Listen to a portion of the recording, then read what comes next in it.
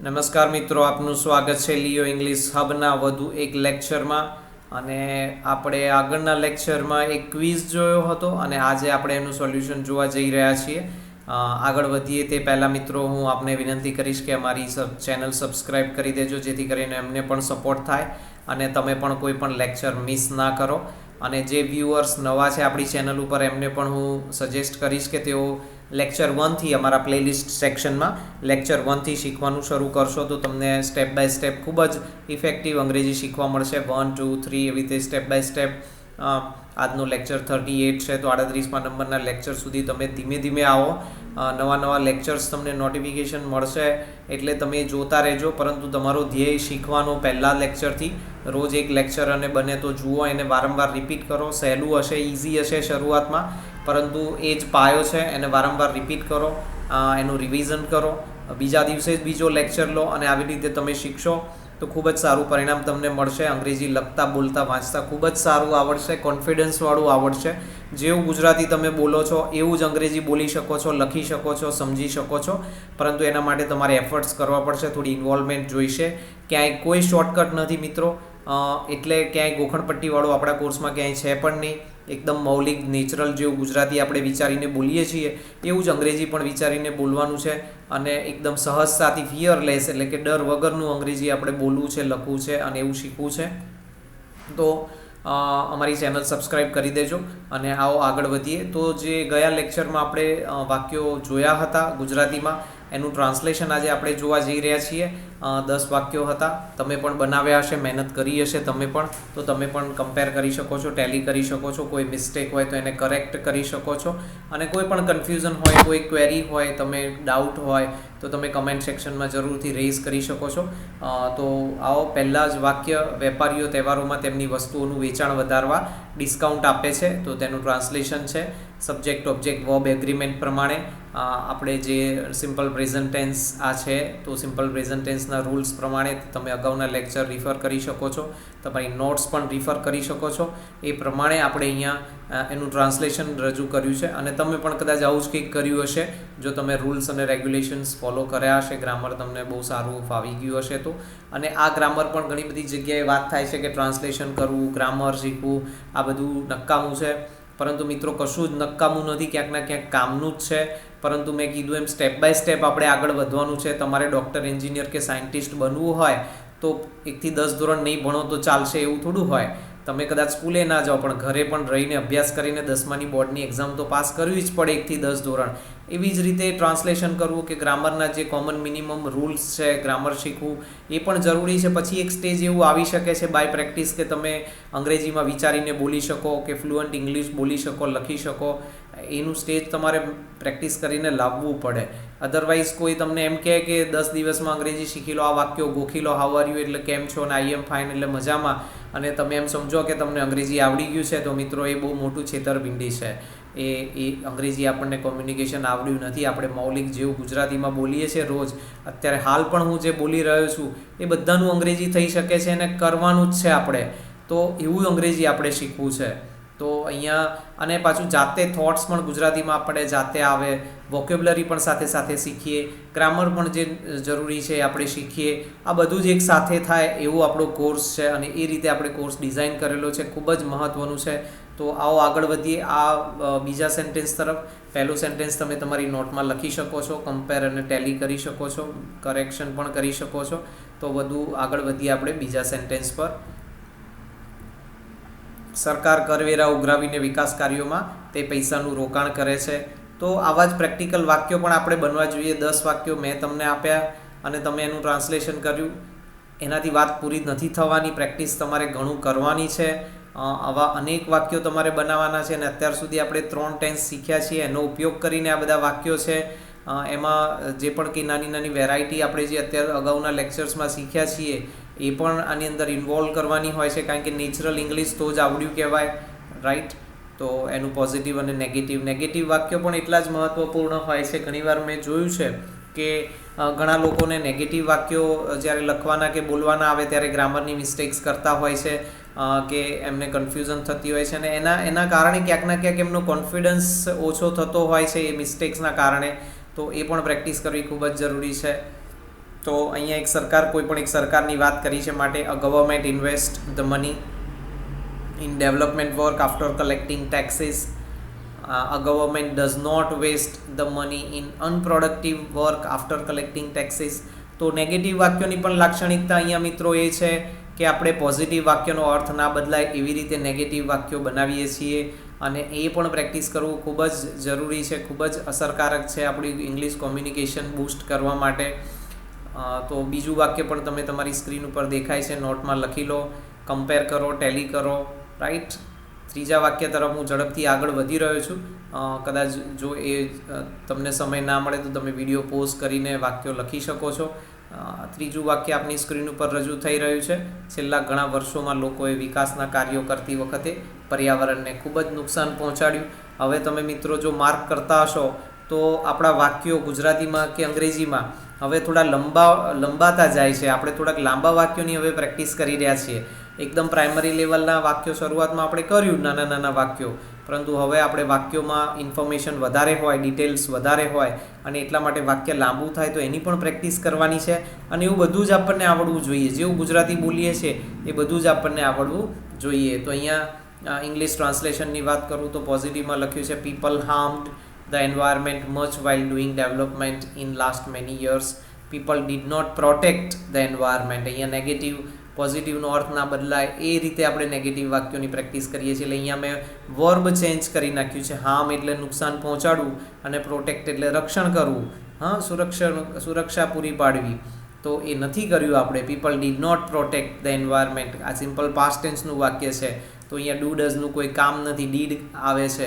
એ કેવી રીતે આવે છે તમે ચોક્કસ અમારા અગાઉના લેક્ચર્સ રિફર કરી શકો છો સ્ટેપ બાય સ્ટેપ. એટલા માટે જ હું કહું છું કે તમે લેક્ચર 1 થી 1, 2, 3 રીતે સ્ટેપ બાય સ્ટેપ શીખવાનું અમારી ચેનલ ઉપર શરૂ કરો પ્લેલિસ્ટ સેક્શનમાં. તો ખૂબ જ અસરકારક અંગ્રેજી તમને આવડી શકે છે. અને પ્રેક્ટિસ કરવાનું ભૂલતા નહીં.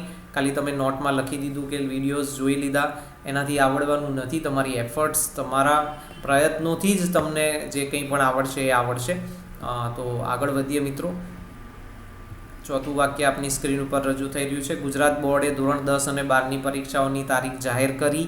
આ પણ સિમ્પલ પાસ્ટ ટેન્સ છે. સૌપ્રથમ તમારે કાળ ઓળખવાનો છે કે ભાઈ આ કયા કાળનું વાક્ય છે. ઘરે પણ તમે પ્રેક્ટિસ કરતા હોય, કોઈ વિચાર આવે તમને લખવાનો હોય કે ડાયરેક્ટ અંગ્રેજીમાં બોલવું હોય વિચારીને, તો તમે વિચારો કે આ કયો ટેન્સ છે. પહેલાં તો એ વિચારવું પડશે. એ ટેન્સના વાક્ય રચના એટલે કે ફોર્મ્યુલા જે આપણે સબ્જેક્ટ વર્બ ઓબ્જેક્ટ એગ્રીમેન્ટવાળા લખાવ્યા છે એનો ઉપયોગ કરીને તમે વાક્યનું પહેલાં સબ્જેક્ટ લખો, પછી વર્બ આવે, પછી એને જે પણ કંઈ રૂલ એપ્લાય થતો હોય, સિમ્પલ પ્રેઝન્ટ ટેન્સ હોય તો SES હોય, સિમ્પલ પાસ્ટ ટેન્સ હોય તો વર્બ ટુ એટલે કે ભૂતકાળનું રૂપ આવે.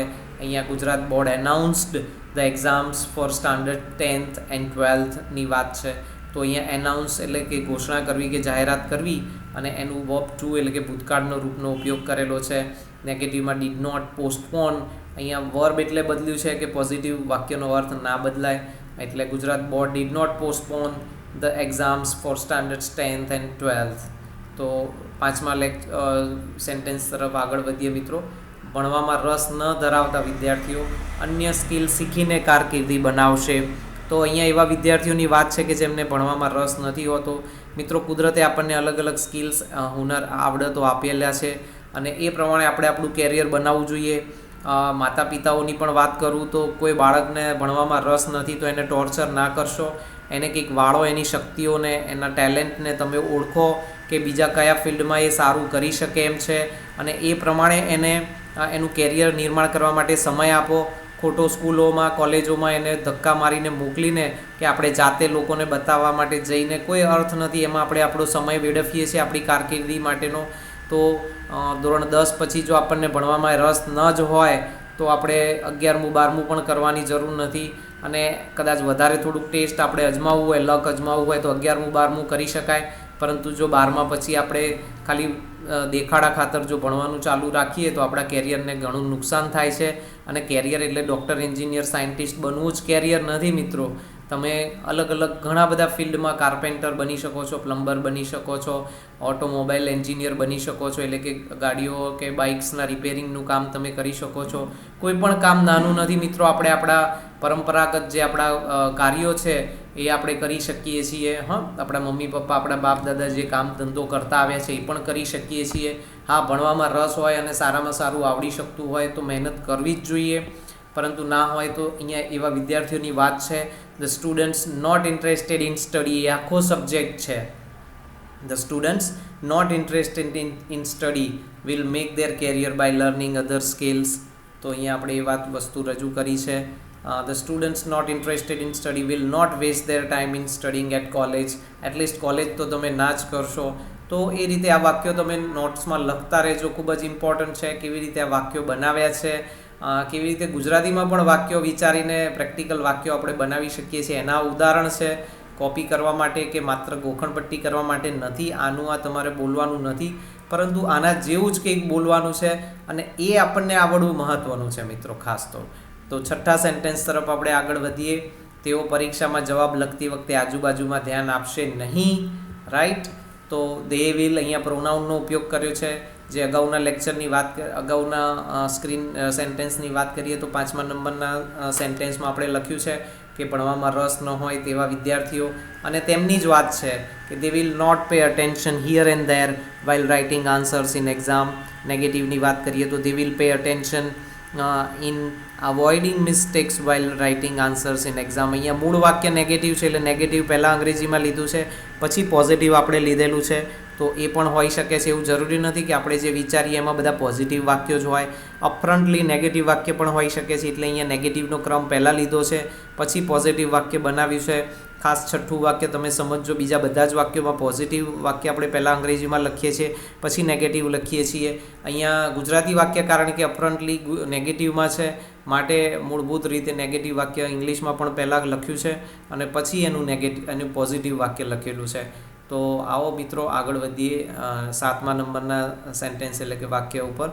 દરેક માતા પિતા તેમના બાળકોને ખુશ જોવા માંગે છે. અહીંયા યુવાનોની વાત છે અને મા બાપની વાત છે કે ઘણીવાર આપણે તકરાર થાય છે, આર્ગ્યુમેન્ટ્સ થાય છે મમ્મી પપ્પા સાથે. મમ્મી પપ્પા આપણને ટોકે છે, ઘણાની કમ્પ્લેન હોય છે કે રિસ્ટ્રિક્શન્સ રાખે છે, પરંતુ એ બધું જ કંટ્રોલ ને બધું જરૂરી છે આપણા માટે જ છે. કેમ? તો એ લોકો માતા પિતા જે છે, આપણા વડીલો જે છે એ આપણને ખુશ જોવા માગે છે. અને ક્યારેક કડવા લીમડાના ગુણ મીઠા એવું હોય છે, એમ ક્યારેક એવું બને છે કે એમના શબ્દો કડવા હોઈ શકે છે, કે એમના નિયંત્રણો થોડા આકરા હોઈ શકે છે, પરંતુ આપણા માટે જ છે, આપણા જ ભવિષ્ય માટે છે અને એ બહુ જ જરૂરી છે. માટે મનમાં એક વસ્તુ પ્રણ લઈ લેજો કે દરેક માતા પિતા તેમના બાળકોને ખુશ જોવા માગે છે, તમને માનવામાં આવે કે ના આવે. કારણ કે હજી તો આપણે નાના છીએ ને, હજી આપણને અનુભવ નથી બહારની દુનિયાનો. તો ઘણું બધું આપણે નથી જાણતા. માટે આટલું જાણી લઈએ, મનમાં એક વસ્તુ બેસાડી દઈએ કે all parents wants to see there children happy. દરેક માતા પિતા, all parents don't want to see there children સફર. સફર એટલે અહીંયા સહન કરવું, ભોગવવું. માતા પિતા એવું જોવા નથી ઈચ્છતા કે એમના બાળકો સહન કરે, સફર થાય, એમને તકલીફો પડે, એવું જોવા નથી માગતા. એ લોકો શું જોવા માગે છે? All parents want to see there children happy. Right. તો આવો વધુ આગળના સેન્ટેન્સ ઉપર વધીએ. 8મા નંબરનું સેન્ટેન્સ. અમે બધાને પ્લાસ્ટિકની થેલીઓનો ઉપયોગ બંધ કરવા સમજાવ્યા. અહીંયા પર્યાવરણની ને એની પણ આપણે વાત કરીએ. ઠેર ઠેર બધે પ્લાસ્ટિકની થેલીઓના ઢગલા હોય છે, પ્લાસ્ટિક ગમે ત્યાં નાખેલું હોય છે. એક તો પ્લાસ્ટિકનો ઉપયોગ એટલો બધો ખરાબ નથી, પરંતુ આપણે એનો જે નિકાલ કરવાનો હોય એ યોગ્ય નિકાલ કરતા નથી. અને જો એ ના કરવું હોય, એમાં આપણને કંટાળો આવતો હોય કે સમય ના મળતો હોય, તો પ્લાસ્ટિકનો ઉપયોગ બંધ કરો મિત્રો. અને ખાસ કરીને પ્લાસ્ટિકની થેલીઓનો ઉપયોગની અહીંયા વાત છે. પ્લાસ્ટિક તો ઘણી બધી જગ્યાએ આશીર્વાદરૂપ પણ છે, પરંતુ જે પ્લાસ્ટિકની થેલીઓ છે એની જગ્યાએ કાપડની થેલી તમે વાપરો. Right. We dissuaded all to stop using plastic bags. Dissuade અહીંયા એક નવું વર્બ છે, ક્રિયાપદ છે. તો અહીંયા મારો આશય એ પણ હોય છે કે તમે પ્રેક્ટિસની સાથે સાથે વોકેબ્લરીની પણ પ્રેક્ટિસ કરો, જાણો. તો ડિસ્યુએડ એટલે કન્વિન્સના જેવું છે. કન્વિન્સ એટલે કોઈકને સંમત કરવા, રાજી કરવા, કંઈક કરવા સમજાવવા. અને ડિસ્યુએડ છે એ કંઈક ન કરવા સમજાવવું. એટલે અહીંયા નેગેટિવ એનો થોડો ભાવાર્થ છે કે વી ડિસ્યુએડેડ ઓલ, અમે બધાને ન કરવા સમજાવ્યા. શું ન કરવા? To stop using plastic bags. We did not dissuade all to stop using fabric bags. તો આપણે ફેબ્રિક એટલે કે કપડાની જે થેલીઓ છે એનો ઉપયોગ નથી ઘટાડવાનો કે બંધ કરવાનો. આપણે તો પ્લાસ્ટિકની થેલીઓનો ઉપયોગ બંધ કરવાનો છે. તો આવી રીતે આપણે પ્રેક્ટિસ કરતાં તમે એવા વાક્યો બનાવો કે જે જીવન જરૂરી છે, ડે ટુ ડે કોમ્યુનિકેશનમાં, તમારા ભણવામાં, વર્ક પ્લેસ ઉપર, સોશિયલ લાઈફમાં બધે જ કામમાં આવી શકતા હોય. રાઈટ. તો એવા વાક્યો ગુજરાતીમાં પણ બનવા જોઈએ અને એની આપણે જો પ્રેક્ટિસ ઇંગ્લિશમાં પણ કરીએ તો આપણી ભાષા સુધરે, આપણું જનરલ અવેરનેસ સુધરે અને બધી જ રીતે આપણને ખૂબ જ મજા આવે એવું અંગ્રેજી આપણે કોમ્યુનિકેટ કરી શકીએ. 9મું વાક્ય, મારો મિત્ર વિદેશ ભણવા જવા માગે છે. My friend wants to go to study abroad. My friend does not want to go to study abroad. અહીંયા નાનકડું વાક્ય લાગે છે મિત્રો, પણ 3 ક્રિયાપદ છે આમાં: ભણવું, જવું અને માંગવું. એટલે કે ઈચ્છવું, ઈચ્છા ધરાવે છે જવાની. અને જે ક્રિયા પહેલાં થતી હોય એ નિયમ પ્રમાણે આપણે ઇંગ્લિશમાં વોન્ટ લખ્યું છે, પછી ગો લખ્યું છે, પછી સ્ટડી લખ્યું છે, વચ્ચે ટુનો ઉપયોગ કર્યો છે. એ પણ નિયમ આપણે અગાઉના લેક્ચર્સમાં શીખ્યા છીએ, પ્રેક્ટિસ કરી છે ઘણી બધી. તમે એ બધા લેક્ચર્સ વારંવાર જુઓ, રિફર કરો, નોટ્સ બનાવી હોય તો એને રિફર કરો અને ખૂબ જ સરસ પ્રેક્ટિસ કરો મિત્રો. કુછ પાને કે લીએ કુછ ખોના પડતા है. આમાં કંટાળો ક્યાંક આવશે તમને, બધુંય થશે, પરંતુ મહેનતનો કોઈ વિકલ્પ નથી. અને આ કોઈ એવી આકરી મહેનત છે નહીં. સરસ મજાના પંખા નીચે, ટેબલ ખુરશીમાં તમારી તમારા કમ્ફર્ટમાં તમારે આની પ્રેક્ટિસ કરવાની છે. મોબાઈલમાં તો મોબાઈલમાં કરી શકો છો, ટીવી કનેક્ટ કરી શકો છો, કંઈ પણ ટેબ્લેટ હોય. ખૂબ જ સરળતાથી તમે ઈચ્છો ત્યારે ટ્રાવેલિંગ દરમિયાન પણ તમે આ વાંચી શકો છો, વારંવાર વિડીયોઝ રિફર કરી શકો છો. તો પ્રેક્ટિસ કરો મિત્રો, જેથી કરીને તમને પરિણામ મળે, આપણા બધાની મહેનતનું કંઈક સારું પરિણામ મળે આપણને. 10મું વાક્ય આપની સ્ક્રીન ઉપર રજૂ થઈ રહ્યું છે. હું મારા જીવનમાં મારી પરંપરાઓ અને સંસ્કૃતિનું મહત્ત્વ સમજીશ. તો ક્યાંક ને ક્યાંક આપણી પરંપરાઓ અને સંસ્કૃતિને પણ નવયુવાનો ક્યાંક ઇગ્નોર કરતા હોય છે, એમને શરમ અનુભવ કરતા હોય છે, પરંતુ શરમનો કોઈ પ્રશ્ન નથી મિત્રો.